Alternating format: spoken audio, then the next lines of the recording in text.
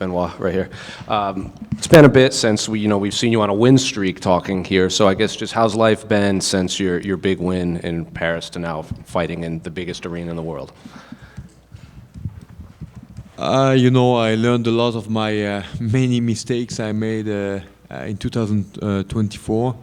And yes, this year is a lot better. I had a lot of sacrifice to make and of humble decisions to get back at training a better way, more intelligent, and to grow again as a fighter and having fun in the process of getting a better mixed martial artist. There's a lot of tape on Beneil. He's fought a lot of guys from all different aspects. So I guess what do you make of his skill set in there, and I guess what do you think the biggest threats he presents to you? Yeah, Beneil is a very well-rounded guy. Been so many years in the top 5, top 10 of the division. It's an honor and a privilege to face him at the MSG. And then after your last win over Rufi, I feel like a lot of the media and fans kept saying what Rufi did wrong rather than what you did right. I'm curious, did you hear that, and did that bother you at all? Because you had this big win in Paris, and everyone just kept pointing to the things he didn't do rather than what you did well. It's a fight game. I have been doing my fight pretty well, and like I said, I cannot wait to fight on Saturday night because we don't have the opportunity every day to show the world against world-class opposition what type of progress we have made, and it's been almost a year now, like over 6 months that I'm working with a MMA head coach, and I feel I'm really a better fighter now, and I cannot wait to be at MSG for game day. Was it important to you to get to fight in Madison Square Garden? The opportunity is great. It's a week that is very important for me, Veterans Week. I was from 2013 to 2019 the French Special Forces, and I was even able to bring one of my friends who lost his legs on a mission at MSG for the fight. So important date. Yesterday was an important date for our country, a common date between the US and France with the winner of the First World War. And of course, Veterans Week is a huge opportunity for me to fight at MSG, and of course the Madison is a place you want to write your story every day. And just last one for me, can I get your thoughts on the main event between Jack and Islam? A very interesting fight. I want to do my job the best way possible, so I can have the privilege to watch it and to see what's gonna happen. Benoit right here to your left. So obviously I'm going to go back to when you lost 2 fights in a row. You talked about you had to make some changes, obviously some physical changes, but how do you keep your confidence up knowing that you could still be one of the best guys in the world despite just 2 losses? Between the first and the second round of the Moicano fight, I already knew everything I had to do to win this fight easily, and I won the second round despite having one eye closed, and I just told to myself during the 1 minute break what an idiot I was to not study my opponent tactically and taking it as a sparring, not taking it as a fight. So you have to take the technical and tactical aspect of the fight game very seriously, especially at this level where you cannot just show your global skills. You are fighting guys with very good global skills as well, and with specificity that needs to be trained and needs to be fought against. So I grew up from this by taking an MMA head coach with experience, and I'm blessed because it changed a lot my way to see fighting. Of course, I'm still the the sick and destroy guy everybody loves, but I'm putting stuff also inside the recipe to get the job done against anybody, and to take this fight and to take my future fights very seriously. And yeah, that's all.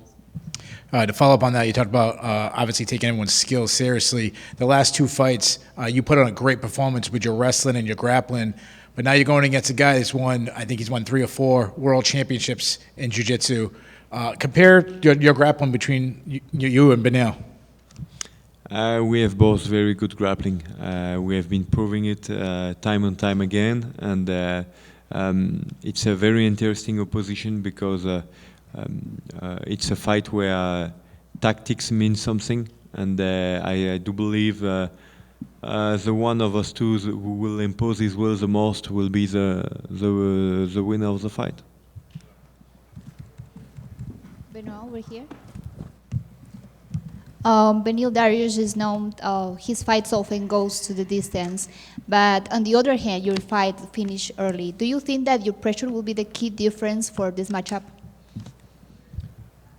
I do believe we both have a very strong specification, but also point in commons. And like I said, the way the fight will go, and the one who will impose and dictate where the fight goes and how it goes in terms of rhythm and everything, will get his hand raised.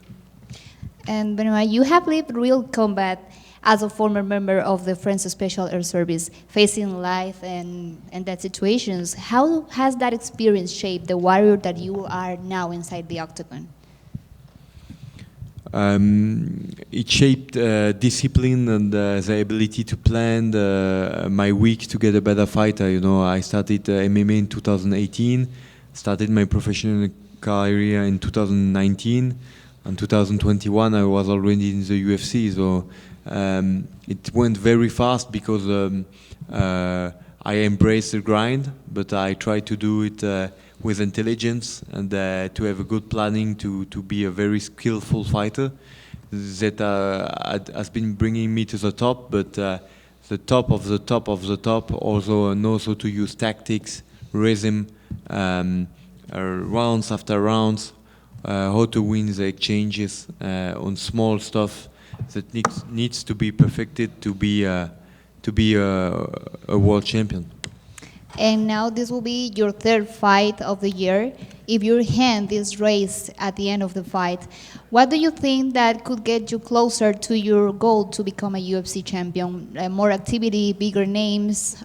What do you have in mind for the next year? It's the easiest game in the world. If you keep on winning, you will get that belt. So just keep winning. Thank you so much. Benoît, en français, c'est ton 3e combat avec Nicolas Haute. Qu'est-ce qui a changé le plus dans ton jeu depuis le début de la collaboration? Je pense que je combattais énormément à l'instinct et que Nicolas, il a beaucoup de tactico-technique, il a beaucoup de savoir-faire, il a cette expertise.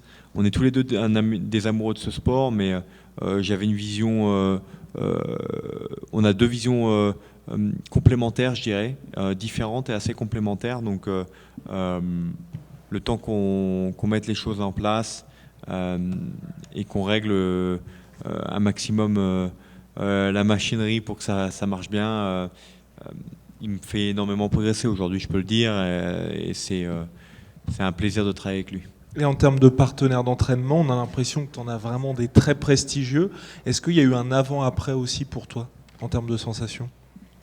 Oui, il y a certains partenaires d'entraînement qui sont exceptionnels dans un domaine en particulier, ce qui permet effectivement de déguiser ses sens et d'être affûté au maximum dans ces domaines. Et concernant Dariush, ça faisait un moment qu'il y avait potentiellement des discussions entre vous deux. Est-ce que c'est quelqu'un que tu souhaitais toujours affronter ou ça s'est présenté comme ça? Oui, c'est un discret, mais c'est un très grand nom de ce sport. C'est un grand champion et clairement, il fait partie des gars à affronter lorsque tu veux marquer ton nom dans cette catégorie. Merci. Benoît, juste ici, est-ce que Tu pourrais reparler de ce que tu as parlé en amont sur l'importance de la date, d'être ici pour toi et l'énergie que ça peut te donner aussi de combattre au Madison Square Garden, en français cette fois-ci. Oui, comme je disais, alors hier c'était le 11 novembre, jour d'armistice et un peu, on va dire, fortement d'amitié franco-américaine. Hein. C'est ce qu'ils appellent la Veterans Week, donc la semaine des vétérans ici aux États-Unis, et c'est un plaisir de pouvoir vivre cette semaine dans ces conditions de Fight Week. Ça crée une atmosphère supplémentaire et un engouement supplémentaire pour moi, et j'aurai le bonheur aussi d'être bien accompagné, en tout cas dans le public le jour J avec voilà, des anciens combattants, donc c'est un plaisir. Merci beaucoup. Thank you all.